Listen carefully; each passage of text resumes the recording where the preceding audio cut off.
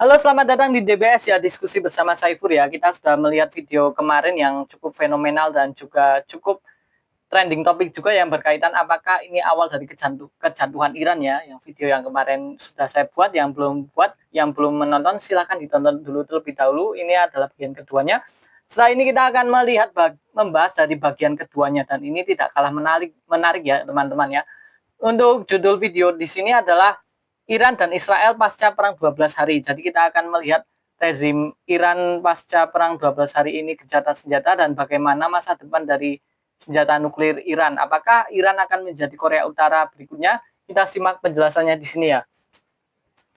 Oke ya, karena ini pembahasan tentang Timur Tengah dan berisi hal-hal yang cukup sensitif ya, maka saya akan masih melakukan metode yang sama ya. Ada beberapa kata yang saya sensor dan ada beberapa hal yang sebagian tidak bisa saya jelaskan lebih detail ya. Di sini saya akan membahasnya secara objektif yang berkaitan dengan sudut pandang politik dan militer saja ya teman-teman ya. Jadi saya tidak akan memperdebatkan masalah agama dan keyakinan dan kalian akan menemukan insight dan wawasan baru dari pembahasan di sini kali ini ya. Oke ya, langsung saja ya pembahasannya ya. Part 1 ya. Part pertama, gencatan senjata dari Amerika Serikat ya. Oke ya, sebelum kita melihat gencatan senjata dari Amerika Serikat, saya akan menampilkan beberapa tweet dari Presiden Amerika Serikat yang cukup fenomenal, Donald Trump, berkaitan dengan cuitan-cuitan di sosial medianya yang terkesan itu membuat gaduh banyak orang ya. Yang pertama adalah cuitan pada 17 Juni 2025 ya. 17 Juni 2025, sekarang kita memiliki kendali penuh dan total atas langit di atas Iran. Iran memiliki pelacak langit yang bagus dan peralatan pertahanan lainnya dan banyak sekali, tetapi tidak sebanding dengan barang buatan dirancang dan diproduksi Amerika Serikat ya. Tweet ini menceritakan bahwa semua pertahanan udara Iran itu sudah berhasil dihancurkan oleh IDF, termasuk radar dan pertahanan udaranya. Kemudian tweet berikutnya itu masih pada tanggal 17 Juni 2025 juga ya. Kami tahu persis di mana yang disebut pemimpin tertinggi itu bersembunyi. Dia adalah target yang mudah tetapi aman di sana. Kami tidak akan menghabisi membunuhnya. Setidaknya untuk saat ini, namun kami tidak ingin rudal ditembakkan ke warga sipil atau tentara Amerika. Kesabaran kami sudah menipis. Terima kasih atas perhatian Anda terhadap masalah ini. Ini adalah tweet yang dikeluarkan kedua Presiden Donald Trump pada 17 Juni 2025 berkaitan dengan ancaman terhadap pemimpin tertinggi Iran Ayatollah Khomeini ya. Kemudian kita akan masuk ke tweet-tweet berikutnya ya, yang tidak kalah menarik ya, berkaitan dengan Donald Trump juga ya, yang masih tanggal 17 Juni, Donald Trump juga memberikan tweet ketiganya yang berjudul menyerah tanpa syarat. Ini adalah istilah dari Amerika Serikat untuk mengancam pada Iran karena ada kemungkinan bahwa Amerika Serikat akan segera melakukan serangan pada Iran ya. Ini masih pada tanggal 17 Juni 2025 ya. Kemudian tweet berikutnya adalah pada tanggal 22 Juni, Donald Trump juga melakukan tweet berikutnya ya, yang mengatakan kami telah menyelesaikan serangan nuklir yang sangat sukses terhadap 3 lokasi nuklir Iran termasuk Fordow, Natanz, dan Isfahan. Semua pesawat ini berada di luar wilayah udara Iran.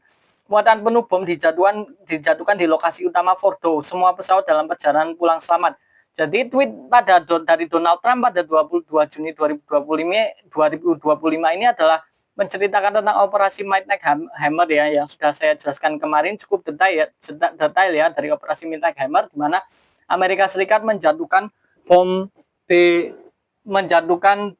GBU 57 MOP Massive Ordnance Penetrator ke target-target Iran ya. Ini adalah sebuah serangan yang cukup presisi dari Amerika Serikat, bagaimana mereka menghancurkan fasilitas nuklir Iran di Fordow ya. Kemudian dari pernyataan dari Donald Trump ini ternyata beberapa kali disinggung juga oleh Syed Abbas Aragachi atau Menteri Luar Negeri Iran ya. Ini ada mengeluarkan beberapa tweet ya. Yang pertama adalah Amerika Serikat adalah anggota Dewan Tetap Keamanan Perserikatan Bangsa-Bangsa dan telah melakukan pelanggaran berat terhadap piagam PBB termasuk hukum internasional dan NPT tentang menyerang instalasi nuklir yang damai dari Iran ya. Ini adalah tweet yang dikeluarkan dari Aragachi berkaitan dengan serangan Amerika Serikat yang secara hukum internasional menyalahi hukum internasional ya, karena menyerang negara yang berdaulat ya. Kemudian tweet dari gaji yang kedua adalah minggu lalu kami sedang bernegosiasi dengan Amerika Serikat ketika Israel memutuskan untuk meledakkan diplomasi tersebut. Minggu ini kami mengadakan pembicaraan dengan Uni Eropa ketika Amerika Serikat memutuskan untuk meledakkan diplomasi tersebut. Jadi pasca sebelum serangan ke IDF ke Israel sudah beberapa kali Iran melakukan namanya diplomasi ya, tapi diplomasi ini kemudian berakhir ketika Amerika Serikat dengan bom B2-nya menghancurkan situs-situs nuklir Iran ya. Oke ya, ini adalah tweet yang tadi yang tweet dari Aragaji juga pada tanggal 24 Juni juga mengatakan operasi militer angkatan bersenjata kita yang kuat untuk menghukum Israel atas agresinya terus berlanjut hingga menit terakhir pukul 4 pagi. Bersama seluruh rakyat Iran, saya mengucapkan terima kasih kepada angkatan bersenjata kita yang pemberani, yang tetap siap membela negara kita tercinta hingga titik darah penghabisan dan yang menanggapi setiap serangan musuh hingga menit terakhir. Ini adalah tweet dari Aragaji pada 24 Juni ya, yang mendekati gencatan senjata yang akan diumumkan oleh Donald Trump. Jadi ini menceritakan bahwa bahkan setelah serangan Amerika Serikat, Iran masih beberapa kali meluncurkan rudalnya ke Tel Aviv ya, walaupun rudal yang diluncurkan tidak sebesar dari rudal gelombang yang pertama yang diluncurkan ya. Kemudian kenapa ada yang mempertanyakan kenapa ada Rusia atau Cina itu tidak membantu Iran? Jadi di sini itu dari Presiden Iran sendiri, Mahmoud Pezeshkian sudah mengatakan dengan Rusia sendiri bahwa mereka tidak ingin membangun aliansi militer karena harapannya dari Presiden Iran Mahmoud Pezeshkian ini akan ada hubungan yang membaik dengan Barat sehingga tidak perlu adanya aliansi militer dengan Rusia. Apalagi kita tahu ya Rusia itu sedang berperang dengan NATO di Eropa sehingga hal itu akan membuat Amerika itu lebih musuh Iran. Harapannya dari Aragaji ini adalah harapannya dari Pezeshkian itu adalah seperti itu ya, tidak membangun aliansi dengan Rusia dengan harapan mereka bisa hidup lebih damai ya. Tapi hal ini berakhir ketika Israel menyerang IDF menyerang Iran dengan operasi Rising Lion dan Amerika juga mengikutinya dengan operasi Midnight Hammer ya. Oke ya, berikutnya ya. Oke ya, dari serangan ini kita akan melihat dari serangan ini juga menjadi kontroversi yang cukup dalam di publik Amerika Serikat berkaitan dengan adanya pemberitaan yang mengatakan bahwa serangan dari Amerika Serikat ini tidak sukses karena tidak menghancurkan situs nuklir Iran ya, dan ini ternyata membuat Donald Trump marah dan melakukan tweet lagi ya. Pada tanggal 25 Juni Donald Trump mengeluarkan 2 tweet ya, atau 2 cuitan di sosial media ya. Yang pertama, berita palsu CNN bersama dengan New York Times yang gagal telah bergabung dalam upaya untuk menyerang salah satu serangan militer yang paling berhasil dalam sejarah. Situs nuklir di Iran dan dihancurkan secara total. Ini adalah tanggapan dari Donald Trump ya, yang berkaitan dengan kritik terhadap media Amerika Serikat yang mengatakan bahwa serangan ini tidak berhasil, tapi serangan ini sebenarnya berhasil ya. Dan Amerika Serikat lewat Presiden Donald Trump sendiri juga mengancam bahwa reporter yang menyiarkan berita itu yang dikatakan bahwa dari sumber intelijen yang bocor bahwa pusat tenaga nuklir Iran di Fordo belum hancur itu akan terancam dipecat ya. Ini adalah menjadi salah satu kontroversi juga dari Donald Trump. Donald Trump itu juga bukan pertama kali ini saja bersitegang dengan saluran berita terutama CNN dan New York Times ya. Sudah berkali-kali Donald Trump bersitegang dengan media-media seperti itu dan ini adalah menjadi salah satunya juga ya. Part kedua, siapa yang untuk sebelumnya saya akan menayangkan video berkaitan dengan pers dari resmi pemerintah Amerika Serikat yang mengatakan bahwa operasi Midnight Hammer itu menghancurkan bunker Iran di Fordo itu cukup berhasil.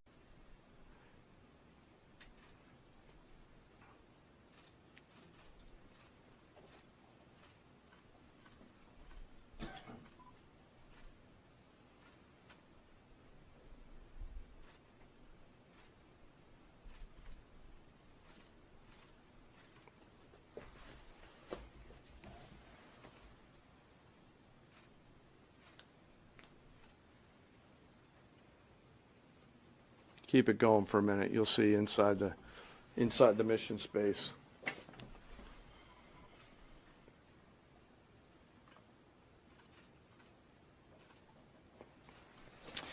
Unlike a normal surface bomb, you won't see an impact crater because they're designed to deeply bury and then function. I know there's been a lot of questions about that. All 6 weapons at each vent at Fordo went exactly where they were intended to go. A bomb has 3 effects that causes damage: blast, fragmentation, and overpressure. In this case, the primary kill mechanism in the mission space was a mix of overpressure and blast, ripping through the open tunnels and destroying critical hardware. The majority of the damage we assessed based on our extensive modeling was a blast layer combined with the impulse extending from the shock.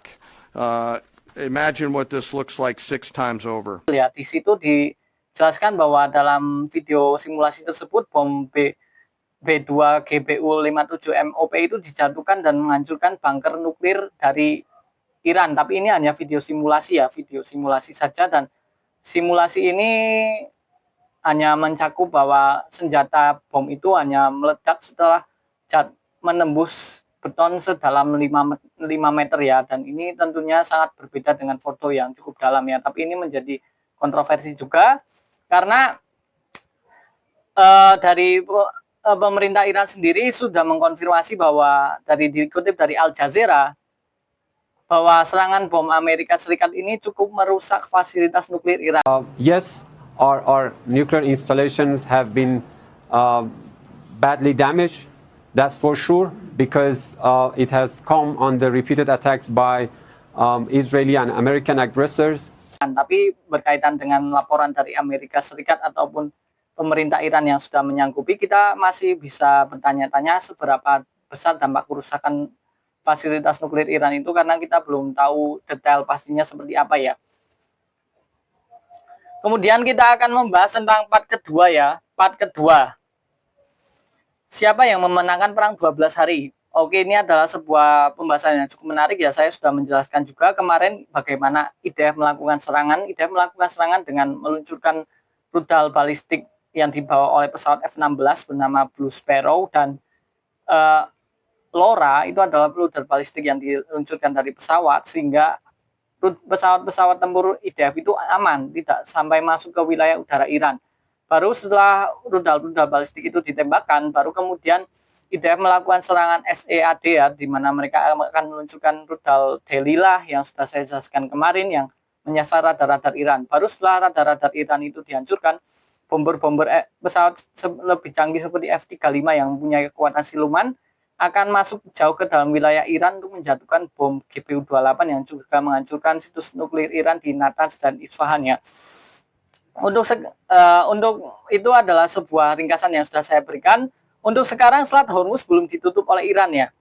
Dan secara militer, kehancuran serangan Israel banyak menghancurkan pertahanan udara, rudal balistik, dan fasilitas strategis Iran, terutama situs nuklir Fordow, Isfahan, dan Natanz. Walaupun sebagian besar serangan rudal Iran ke Israel tetapi kerusakan yang diterima cukup besar ya. Walaupun sebagian besar serangan rudal Iran masuk ke Israel, tapi ya walaupun yang masuk ke IDF itu cukup sedikit, tapi dampaknya juga cukup besar ya. Ini menjadi kerugian juga bagi IDF ya, bahkan bagaimana sebagian kecil dari rudal yang masuk saja membuat cukup banyak kerusakan di Tel Aviv ya. Kemudian serangan Iran ke pangkalan Amerika Serikat di Qatar di Al Udeid Air Force Base ternyata hanya serangan rudal skala kecil dan sebagian besar bisa dicegat. Oke ya, itu adalah sebuah ringkasan dari berita kemarin yang sudah saya bawakan cukup lengkap ya. Kemudian kita juga harus tahu ya, setelah gencatan senjata yang dilakukan oleh Amerika Serikat pada 24 Juni itu, ini menjadi kesempatan juga bagi IDF untuk memperbaiki atau mengisi ulang sistem pertahanan udara mereka yang sudah mulai kosong ya. Iran juga berusaha membersihkan banyak intel Mossad yang terutama dari imigran Afghanistan. خمپاره، اسپاک، نارنجک و فشنگ جنگی، بمب ساعتی و مواد منفجره و ریز پرنده ها. اینها را پلیس از عوامل موساد در تهران کشف کرده. دستگیر شده ها 6 نفرند که به گفته خودشان هر کدام مأموریت خاصی را انجام میدادند. سردستشون ایشونه، درسته؟ بله. قرار رو چه کاری انجام بدی؟ چطوری آشنا شدی؟ وظیفت چی بود؟ تو این صفحه مجازی اینستاگرام بودم، من داشتم توی صفحه اینستاگرام دیدم که بعد این صفحه رو دیدم، صفحه نوشته بود معاند اسرائیل به فارسی. Ya. Jadi di Iran itu ternyata sudah terungkap beberapa intel-intel Mossad, ternyata beberapa dari agen-agen orang-orang imigran dari Afghanistan ya. Ini menjadi sebuah masalah yang cukup unik di mana Mossad cukup banyak merekrut orang-orang imigran untuk dijadikan mata-mata di Iran terkhususnya ya. Kemudian Iran ada juga dugaan bahwa serangan drone ke Iran juga berasal dari wilayah Azerbaijan yang punya hubungan dekat dengan Israel, bahkan diisukan Israel punya kepangkalan di sana ya. Yang turut membantu juga Azerbaijan dalam perang Nagorno-Karabakh 2020 ya. Kita harus tahu ya bahwa Azerbaijan dan Israel adalah negara yang cukup dekat, di mana Azerbaijan juga banyak mengirimkan migas ke Tel Aviv, dan Tel Aviv menjual banyak senjata ke Azerbaijan, terutama peluru kendali loitering munition seperti Herop dan sebagainya untuk memenangkan perang Nagorno-Karabakh tahun 2020. Iran yang berusaha memperbaiki kekuatan udaranya juga mulai mencari alternatif lain ya. Salah satunya Iran mulai melirik pesawat tempur J-10 dari Cina ya untuk menggantikan armada-armada pesawatnya yang banyak yang hancur ya. Di mana pada serangan IDF ini cukup banyak menghancurkan helikopter serang Iran, pesawat tempur Iran seperti F-5 dan F-14 ya. Ini menjadi kerugian yang cukup signifikan dari angkatan bersenjata Iran ya.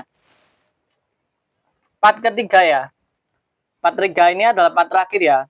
Oke ya, dari part ketiga ini kita akan membahas sedikit bagaimana dampak dari perang ini, korban perang 12, masa depan rezim dan nuklir Iran ya. Part ketiga, masa depan rezim dan nuklir Iran ya. Saya akan membahasnya secara detail, tapi saya akan membahasnya ada beberapa hal pembahasan yang juga saya sampaikan ya, dari korban dari pertempuran perang 12 hari antara IDF dan Iran ini membunuh sekitar 28 orang IDF terbunuh dan 3.200 warga sipil terluka, sedangkan di Iran itu ada sekitar 606 orang yang tewas dan 5.300 orang yang terluka. Ini menjadi angka yang cukup signifikan walaupun perang ini cukup singkat 12 hari ya. Kemudian saya akan membahas analis dari Middle East Eye ya. Ini dikutip dari pendapat Muhammad Islamik dan Ibrahim ya. Ini adalah pemerhati Timur Tengah dari orang-orang Timur Tengah sendiri yang mengatakan bahwa untuk saat ini jelas bahwa serangan Israel tidak mempercepat keruntuhan rezim. Sebaliknya serangan itu mungkin telah menundanya, dan dalam perjalanan panjang perencanaan strategi operasional Israel terbaru mungkin diingat bukan karena apa yang dihancurkannya, tapi karena apa yang sedang sengaja diperkuatnya. Pendapat Muhammad Islami dan Ibrahim Al-Marsi dari Middle East Eye ya. Kemudian untuk sekarang rezim pemerintah Iran di bawah Khomeini belum bisa dijatuhkan oleh Amerika Serikat dan IDF ya. Jadi untuk rencana jangka panjang dari Amerika Serikat dan IDF untuk menjatuhkan rezim Iran dan men-stop program nuklir Iran ini malah gagal ya. Jadi Khomeini tetap berkuasa dan ada kemungkinan Iran akan segera mendapatkan kemampuan untuk mendapatkan senjata nuklir di masa depan. Karena Iran sudah memutus kontrak untuk tidak berhubungan lagi dengan IAEA ya, lembaga yang mengawasi nuklir internasional. Kekuatan masyarakat sipil Iran yang masih terlalu kuat hingga tidak ada oposisi. Bahkan politikus seperti Reza Pahlavi yang diisukan sebagai lawan politik Khamenei ternyata tidak mempunyai pengaruh di Iran. Kemudian keputusan Iran untuk melepaskan diri dari IAEA membuat impian nuklir Iran terhenti, tetapi tetap bisa dilanjutkan, bahkan berpotensi besar mengembangkan hulu ledak nuklir seperti kasusnya sama seperti dengan Korea Utara ya. Jadi kalau kita lihat secara militer, IDF lebih diunggulkan, lebih menang karena banyak menghancurkan aset pertahanan dari Iran.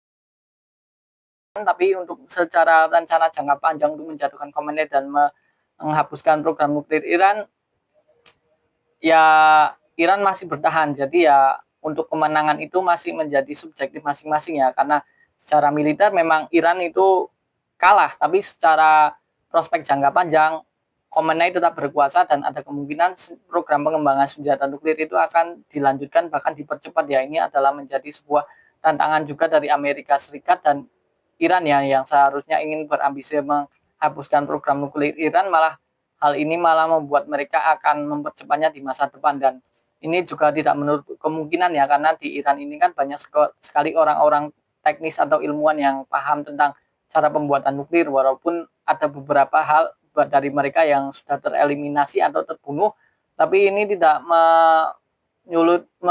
meredupkan semangat nuklir Iran ya. Saya harapkan saja agar Iran di masa depan tidak menggunakan nuklir untuk membuat senjata, tapi lebih untuk tenaga nuklir, tenaga bersih terbarukan ya. Karena jika Iran terbukti mengembangkan nuklir, maka ini akan menjadi pemicu persaingan nuklir di kawasan juga, termasuk salah satunya Arab Saudi juga ya. Itu adalah sekilas dari perjalanan kali ini ya, tidak akan cukup panjang seperti kemarin, tapi ada banyak ilmu yang sangat banyak bisa saya berikan ya. Terima kasih buat kalian yang sudah menonton sampai akhir ya. Jangan lupa untuk video dari episode berikutnya dari saya, diskusi bersama Saifur. Jangan lupa like dan subscribe. Terima kasih sudah menonton dan sampai jumpa.